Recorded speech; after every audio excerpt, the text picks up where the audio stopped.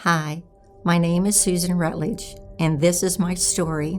A few years back, one of our granddaughters married here at the Rhodes Family Church, and she just wanted a moment with her dad before all the wedding stuff started, and he could see her privately in her dress. So she just quietly came into the sanctuary, and he was standing down there, and he just turned around and caught a glimpse of her, and arms wide open, here he came. And remember thinking to myself, wow, God, so that's what a father-daughter moment looks like.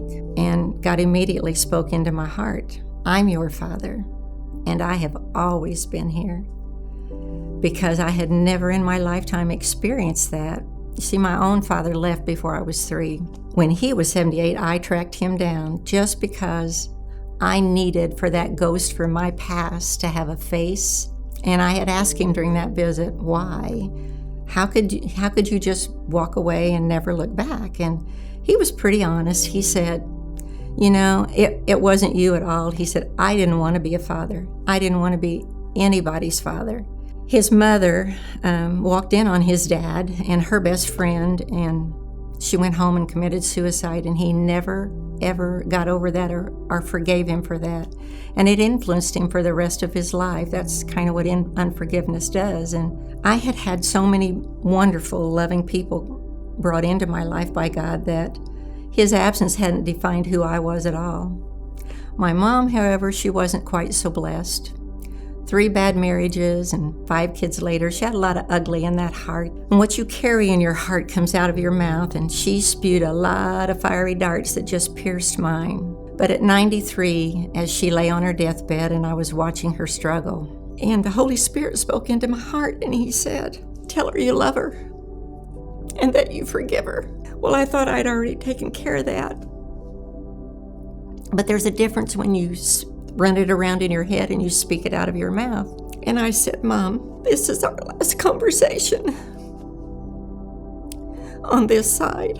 And I just want to tell you I love you and that I forgive you. And I really need you to forgive me. She just rolled her hand out.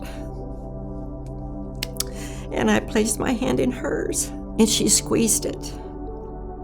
And I knew at that moment, God had let us make peace. She went home to be with Jesus shortly after that.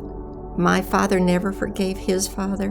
My mother never forgave my father. And yet, God gave me the grace to forgive them both. No matter what chapter that you're in your life, if you hand and surrender it to God, He'll always rewrite it for you. I don't think that God intends for any of us to be hurt by others, but He gives us the power to overcome the pain of that hurt if we'll just forgive the way He does.